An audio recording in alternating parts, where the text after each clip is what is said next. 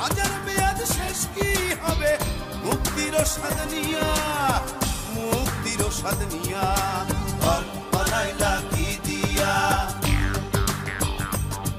গুরু ঘর বানাইলা কি দিয়া, দরজা জানলা কিছু নাই, কেমনে তোমায় দেখতে পাই গুরু ঘর বানাইলা কি দিয়া, গুরু ঘর বানাইলা কি দিয়া, দরজা জানলা কিছু নাই, কেমনে তোমায় দেখতে পাই গুরু ঘর বানাইলা কি